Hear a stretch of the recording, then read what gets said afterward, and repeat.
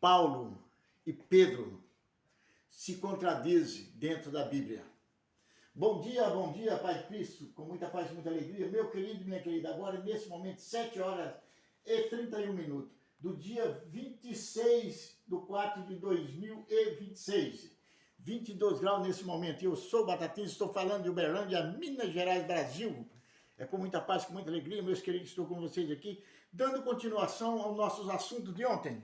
O vídeo está no ar, que eu fiz ontem, de número 932. Meus queridos, vamos voltando aqui uns assuntos rapidinho, para nós continuarmos. O assunto é sobre o pastor, o mini pastor, não sei como é que fala lá, o pequeno pastor.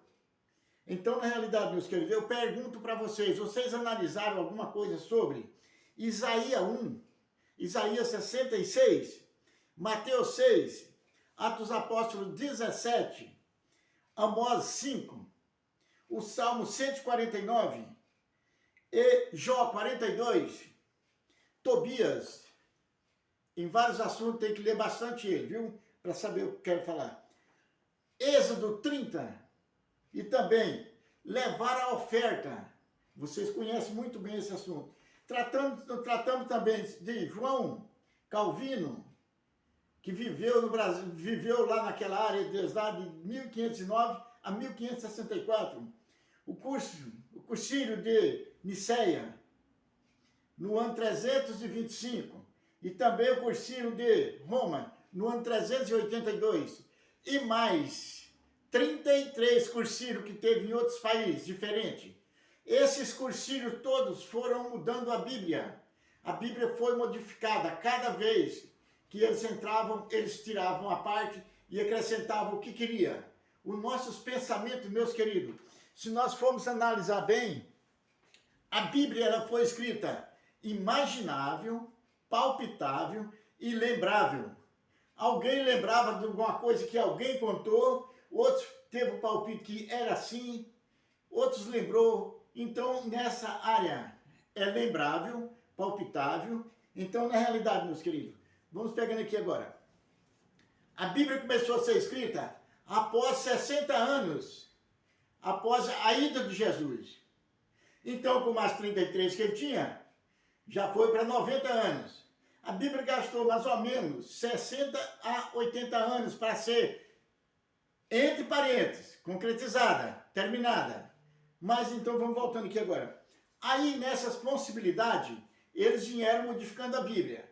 Em cada cursilho que existia, era uma parte da Bíblia que era tirada e acrescentada outro que eles achavam que era mais. Por que não 33 evangelhos e 4? Porque, na realidade, quando eles mudaram a Bíblia, eles acharam que aqueles outros evangelhos eram coisas banais, coisas que não tinham valor. Então, na realidade, vamos analisando bem. Eles acharam que era concreto, só João, Marcos, Lucas e Mateus. Os outros retiraram todos. Então, quer dizer que eles tiveram poder, aquela palavra de que fala assim, daquele que tirar um pingo do i. Isso aí é só um alerta, mas eles que estão no poder podem fazer o que quiserem. Aqui no Brasil nós elegemos os políticos, eles fazem o que querem, eles têm carta para fazer e desfazer, mandar em tudo, nós não podemos falar mais nada. Enquanto não venceu o mandato dele, ele tem poder. Então a mesma coisa era naquele tempo.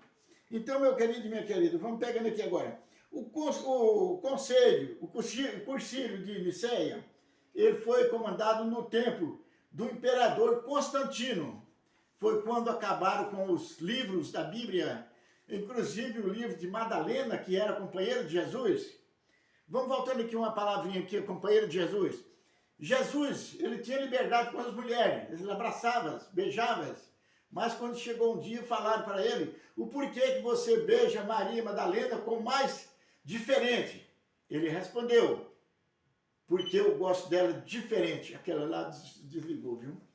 Talvez o não formatou. Então, na realidade, Jesus respondeu, porque eu amo ela diferente. Então, na realidade, Jesus era homem. Jesus tinha o desejo da carne também. Jesus, quem sou eu para falar que ele estava errado? Não. todos os líderes religiosos, todo, a religião não tira o seu desejo da carne. As roupas, as vestes, cria mais desejo ainda, na realidade, meus queridos. Então, meus queridos, vamos começando aqui agora com a palavra Salmo. Salmo. Pega ali o Salmo 149 para mim. Salmo. Dá-se o nome de Salmo os cânticos simultaneamente religioso patriótico de Israel, ou seja, israelita. É muito provável que não fosse imediatamente exagerado pelos autores que compuseram, mas entregue às tradições orais. Teria sido, assim como se afirma, dos poemas hométicos cantado ou recitado por sucessivas gerações, alguns talvez durante largos séculos, antes de ser fixado como escrito, com o motivo de que recolhe a ficção por escrito nas tradições israelitas. Vou ler todo não. Mas aqui, meus queridos, até que eu li bem, hein? Olha, a letra aqui é grande. Vou ler pequena, é baralho na outra. Não existia salmo. Esses eram os cantos gregorianos, israelita, tem outra palavra que fala, era judaico. Os três é a mesma palavra, judaico, israelita e qual foi o outro que eu falei? Vamos esquecer não.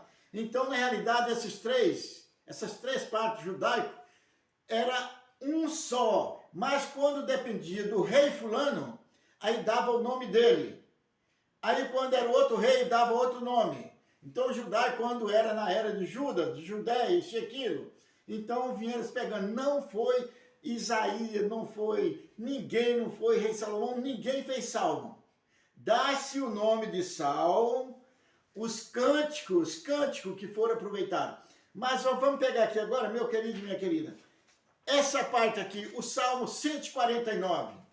O Salmo 149, ele não foi feito por ninguém. Ninguém fez esse salmo. Era no ano mais ou menos de no ano de 530 a 431 negativo AC, antes de Cristo. Aquele pessoal que aquele Deus dele entrava na mente dele e falava assim, Deus está me mandando eu ir lá acabar com o reinado tal. Aí ele reuniu os soldados dele tudo, falando que foi Deus que mandou, mas é o Deus o contrário. Então, na realidade, ele ia, mas eles iam com medo, aqueles soldados iam com medo, iam orando a Deus. Mas na mão dele ia a espada. Os outros que iam receber, os invasores, ficavam lá orando também, mas a arma dele principal não era a oração, eram as armas. Então, portanto, esse salmo aqui, ele começa aqui, ó, louvai ao Senhor, cantais ao Senhor, e vem aqui até no meio. Quando chega no meio, aí já fala assim, é espada de 2 gumes nas mãos, para tornar vingança das nações e darem repreensão aos povos, para para prender os seus reis, cadeia, e os seus membros com grilhões de ferro, para fazer deles juízo escrito, está na honra, dai-lhe a todos o santo louvor. Eles começaram na paz e terminaram matando. Então não se sabe quem fez esse livro, esse salmo, falamos assim, mas foi baseado nas orações e nos ataques e nas defesas, que aí vinha a arma para frente, vinha as coisas, lanças, esses trem, tudo, para que ele se defendesse, fazia trincheira atrás das pedras, dos montes de saco de areia, ali eles se defendiam, mas eles tinham as flechas para atacar. Então todos iam orando a Deus, mas com as suas armas. Portanto, o salmo, ele começa com com oração e termina com matança. Então, meus queridos, vamos pegando aqui agora. Eu já falei para vocês esse aqui. João 13. Vamos falando aqui agora de Pedro 2. Pedro 2 de Paulo. Você acredita na Bíblia? Você acredita na Bíblia? A Bíblia é verdadeira? Então vamos pegar aqui duas partes, as duas partes, A e B. A é Pedro, B é Paulo. Paulo, ele era um soldado, matador, matava os romanos, matava tudo. A turma de Jesus, eles iam com os cavalos lá e matavam tudo, via pela frente. Mas segundo, um dia ele viu uma luz muito forte e a luz cegou ele. Quando ele acordou, já estava convertido a Deus. Aí foi ser um servo de Deus. Mas se você pegar aqui Pedro 2, vamos ver se eu dou conta de ler. Melhor lhes foram não ter conhecido a palavra santa, porque depois de conhecê-la, jogara para trás e não colocar em prática.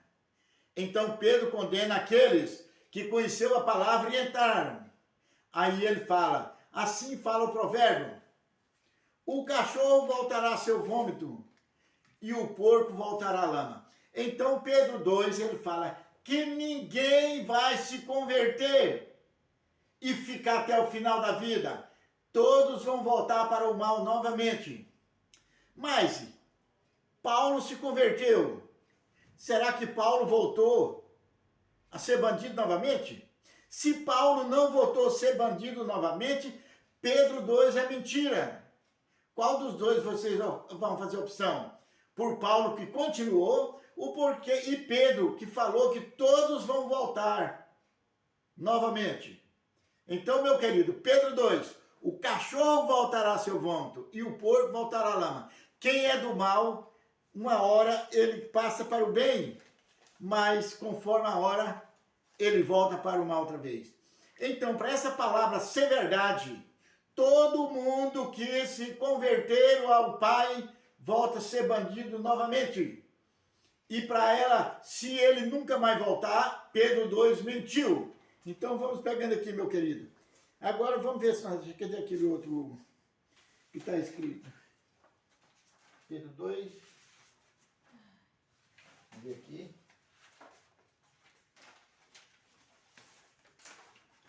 Vamos pegar aqui agora Mateus 26 contra João 13. Mateus 26, tomais e bebeis, este é o meu sangue, é meu corpo que vai ser entregue por vós, fazeis isso em memória de mim. Mas então, na realidade, vamos falar em Mateus por enquanto. Mateus, quem vai te entregar? Quem vai te trair? Aí Jesus fala, há deste que me entregar, melhor para ele teria não ser nascido. Por que não ter nascido? Porque ele ia se arrepender mais tarde. Ia morrer. Assim, por acaso, por acontecimento, a Bíblia fala que após a entrega que Jesus foi preso, Judas correu lá para o meio do mato, se enforcou e morreu.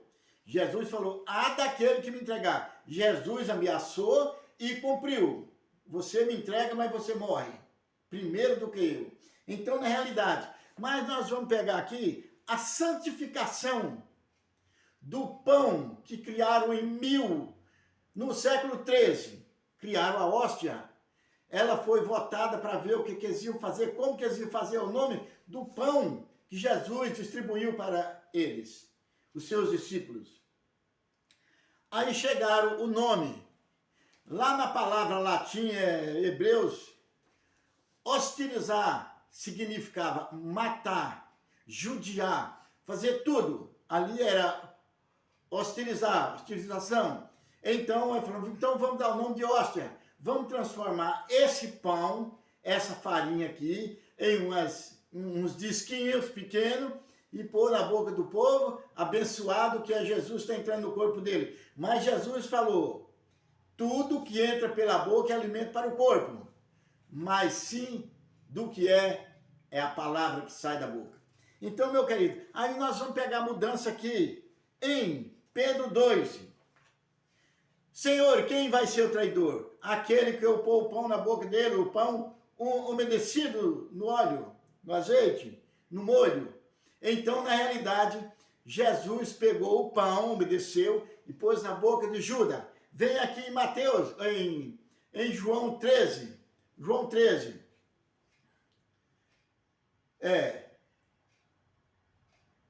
O pão molhado, tendo sido molhado, o pão deu-lhe a Judas, filho de Iscariote. Ao receber o pedaço de pão na boca, Satanás entrou nele. Não foi Judas que traiu Jesus.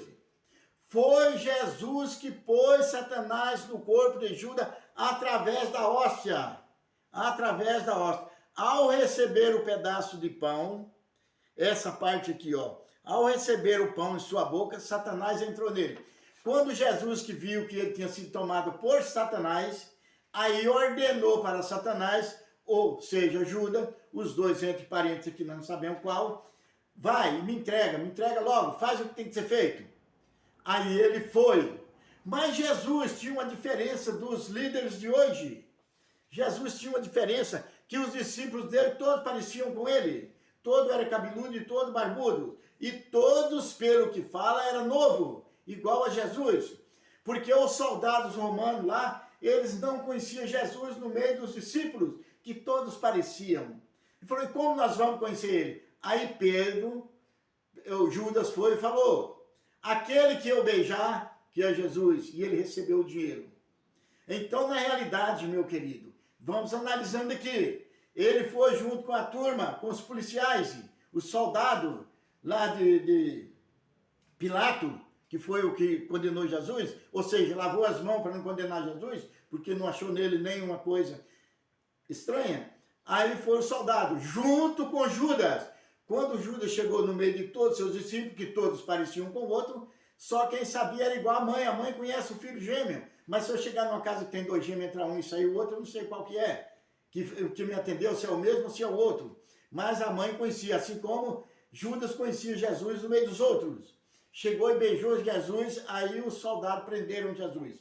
Mas então vamos esquecendo essa parte aqui e vamos voltando para frente, meus queridos. Aqui, essa aqui eu já fiz, Pedro 2 eu já fiz. Então, meu querido, vamos voltando aqui agora na vida do menino, do pastor e de outros pastores mirim que foram mostrados ontem. Eu assisti bastante vídeo do pastor Miguel, do mini pastor, do pastor mirim, e vi muitas coisas que estavam erradas. Teve um homem muito famoso aqui, que deu ajuda para ele, além de mais 3 pastores, que estavam por trás ensaiando ele. Aquilo ali tudo foi ensaiado, meus filhos. Não vem dizer que foi aquele que recebeu Deus. Não. Foi ensaiado para ele aprender a fazer aquilo ali. Portanto, ele já estava sendo ensaiado para aprender a pedir dinheiro. Que tem um vídeo que ele pede, eu preciso agora de 20 fiel aqui, para cada um depositar na minha conta R$1.000. Aí tem um lá de Brasília, o que é um líder de uma igreja, falou assim, ele não podia fazer isso ainda. Eu posso porque eu já tenho uma bagagem, eu já tenho moral com o povo, eu posso pedir, igual aquele outro pede lá, 1.000 pessoas com R$1.000 cada um, na mesma hora cai o dinheiro lá para eles. Mas, meu querido, vocês voltam lá no início dos meus vídeos, lá em 2015, em 2016, eu estou explicando como que é feita a contabilidade dos dinheiro que entra ali na secretaria da igreja. Teria que ter um grupo, eu vou pôr no final desse vídeo aqui, eu vou ver se eu ponho o número dos 2 vídeos, o número não, ali na frente ali, eu pôr 2 vídeos, quando terminar vou apresentar eles. Como administrar o dízimo e a oferta. Como administrar a oferta. Então, meu querido e minha querida, vamos analisando. O dinheiro que entra da igreja não é do pastor. O homem que compra fazendas e fazendas de gado, tantas coisas, ele está se apoderando do que Deus ordenou que seria cobrado, ou seria ofertado, não cobrado. Aí, Malaquias 3:10.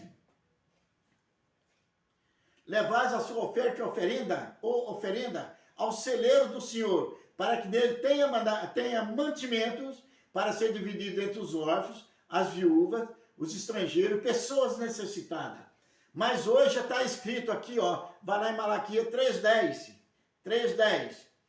Pagai seu dízimo integralmente na casa do tesouro. Agora já é QR Code. O dinheiro já entra lá, cai direto na conta do líder daquela igreja. Já cai tudo na mão dele. Não é fiscalizado pelos fiéis. O dinheiro que entrar nessa igreja aqui é para ser distribuído aqui para os necessitados. Não, hoje é para os pastores comprar avião, comprar fazenda, iate, viajar, praia, final de semana, lugares, mesmo pizzaria. Então, na realidade, meus queridos, vamos pegando aqui agora. Se nós pegarmos aqui agora,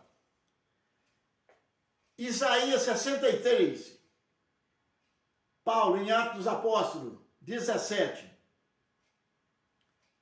A ti apresento, vamos pegando mais para trás um pouquinho.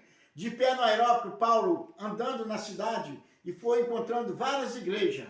Aí ele fala, encontrei uma denominação com essa descrição, ao Deus desconhecido. Mas o Deus que vos venera sem conhecer é o que vos vou apresentar agora. É aquele que fez o céu e a terra, é dono do mundo. Não habitará em santuário feito pela mão do homem. Vamos pegar aqui na sua Bíblia e vai lá em Isaías 66. Senhor, quer que nós façamos uma casa para você? Aí Deus responde, como queres construir uma casa para mim? Se tudo que existe aqui foi feito por minha mão. Ele não fala por minhas mãos, não. Fala por minha mão. Eu sou dono de tudo. Como queres fazer uma morada para mim aqui? Se a terra é os calabros para minhas pisadas, para os meus pés, e o infinito é minha morada. Então, Atos dos Apóstolos 17, Deus não habita em santuário feito pela mão do homem, e Deus não aceitou fazer a casa para ele. Porque tem as igrejas todas.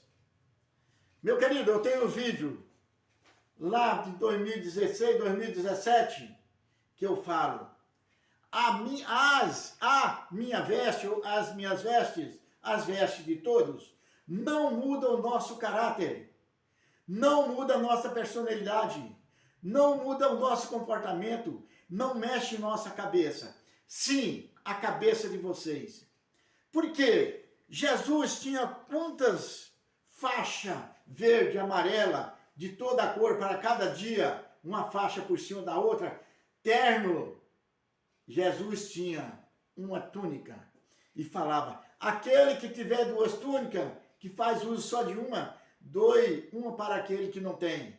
Mas aqui na terra os líderes todos têm dinheiro, igual aquele menino está entrando. Meu querido, você está vestindo uma roupa branca.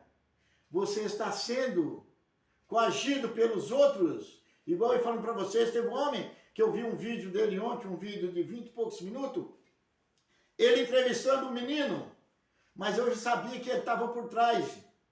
Ele estava por trás também ajudando. Aí ele entrevistou o menino, fez pergunta, que se fizesse as perguntas que ele fez para o menino, eu não saberia responder nenhuma. Igual o menino não soube responder. E ele também, nas perguntas, ele se bananava também.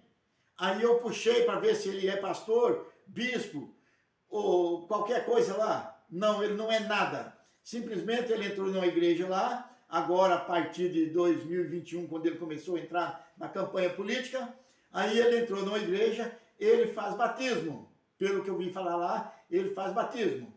Então, na realidade, ele está dentro da igreja, ele está sendo alguma coisa na igreja fulana lá, que trabalha lá, ele está sendo alguma coisa lá. Mas já está usando. Aí, quando a pergunta que ele fez para o menino, falou, eu te ajudei quando você me precisou de mim, isso e aquilo. Aí então cai na realidade que a outra palavra que falaram que ele estava por trás ensinando o menino, realmente é verdade, porque ele falou que ajudou, na hora que ele precisou, ele ajudou ele. Mas então, na realidade, meus queridos, vamos analisando bem por aqui. Vamos falando aqui agora. Atos Apóstolos 17. Paulo fala, não, Deus não habitará em santuário feito pelo mundo. Amós 5. Isaías 1. Amós é o pai de Isaías. Isaías é aquele que falaram que ele fazia salmo, que é mentira, que eu mostrei para vocês. Dá-se o nome de salmo, os cânticos que já vinha muitos mil anos atrás. Obrigado, meu anjo.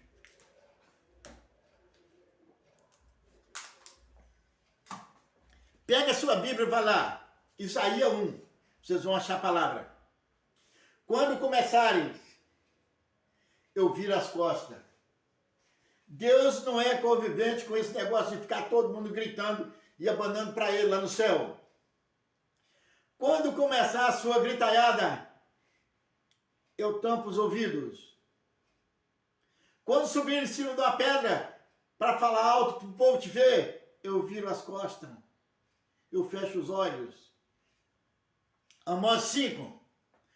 Aí eu vi um menino falando ontem sobre a cítara, o nome assim, ele errava o nome, aí o que estava entrevistando ele consertava. Outros por trás falava. Ele falava citara.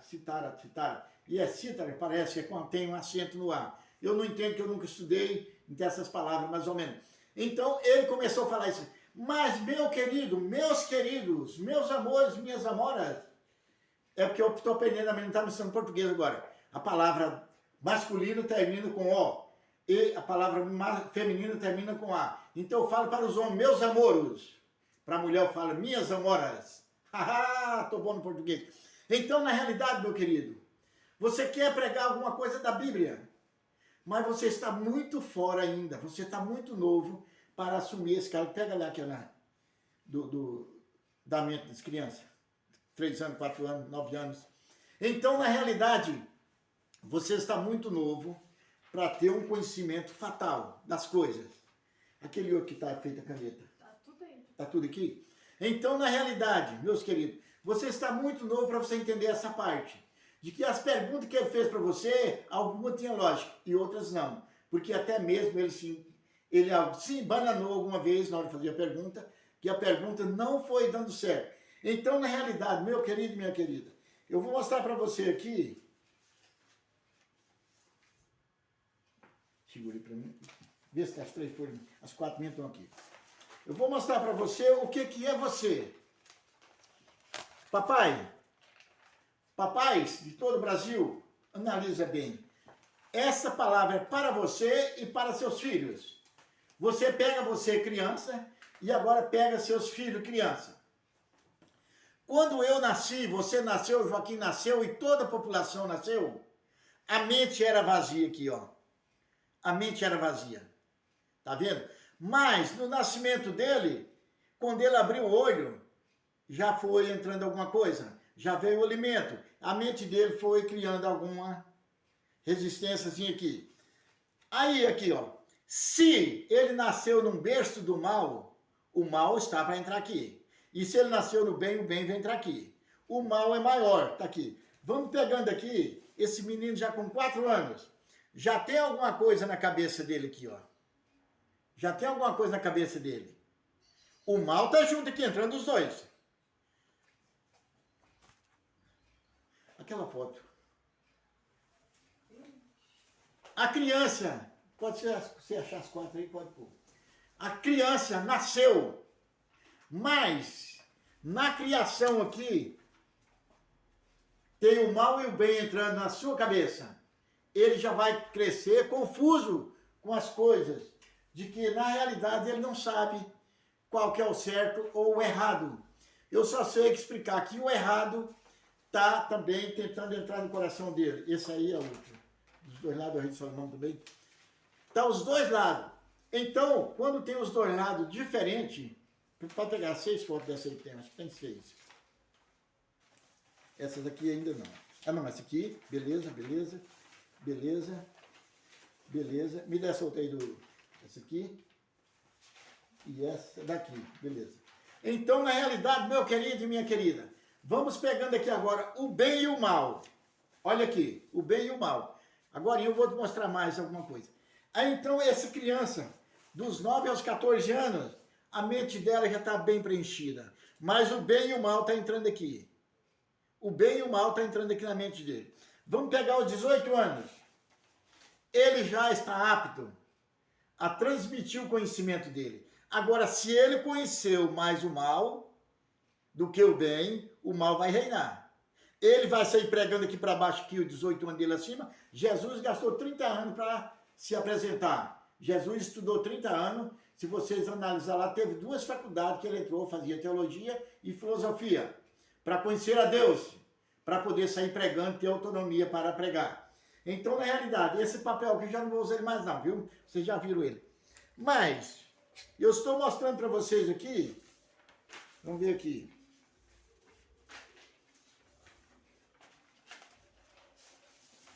Segurei igual mesmo pé, talvez.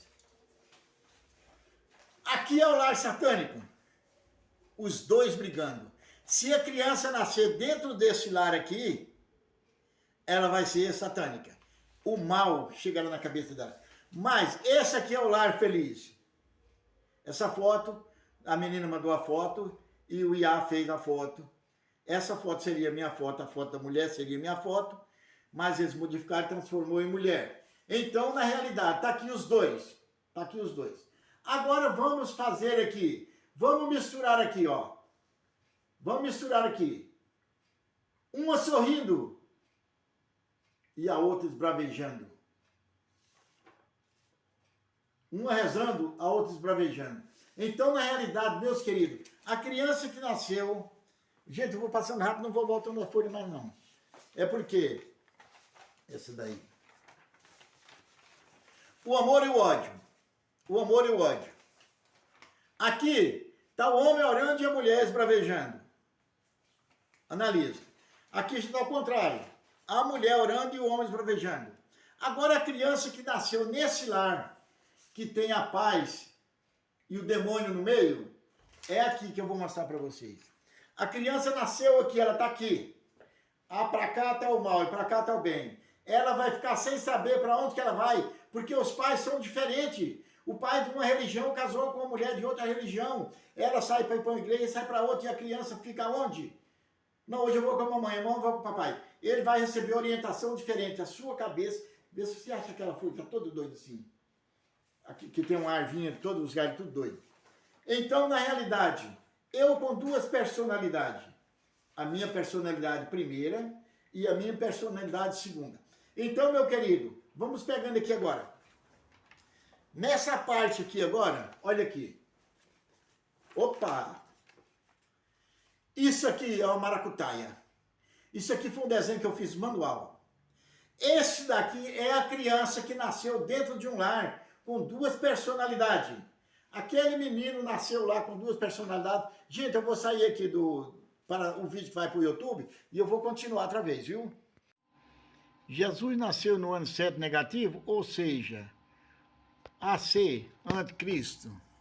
A afirmação de que Jesus nasceu antes do ano 1, o que matematicamente corresponde a um valor negativo no calendário, ou antes de Cristo, é historicamente correta segundo a maioria dos historiadores e biblistas, situando o nascimento entre 7 a.C. e 4 a.C. Aqui estão os pontos principais sobre essa aparente contradição. O erro de Dionísio. No século VI, um monge chamado Dionísio, o Exíguo, tentou calcular o ano do nascimento de Jesus para basear o calendário cristão, depois de Cristo. No entanto, ele cometeu um erro de cálculo de cerca de 4 a 6 anos ao tentar alinhar o nascimento com o reinado de Herodes, o Grande, que se sabe hoje ter morrido por volta de 4 a.C. Por que 7 a.C.? Algumas interpretações baseadas no relato de Mateus, sobre Herodes ordenar a morte de crianças com até 2 anos, sugerem que Jesus poderia ter nascido algum tempo antes da morte de Herodes, o que leva a estimativas como 7 ou 6 a.C. Idade na morte. Como o calendário começou errado, Jesus provavelmente nasceu 4 a 7 anos antes de Cristo, o que significa que, ao morrer, geralmente datado em 30 depois de Cristo ou 33 depois de Cristo, ele teria aproximadamente entre 33 e 39 anos de idade, e não apenas 30. Jesus histórico nasceu alguns anos antes da nossa era atual.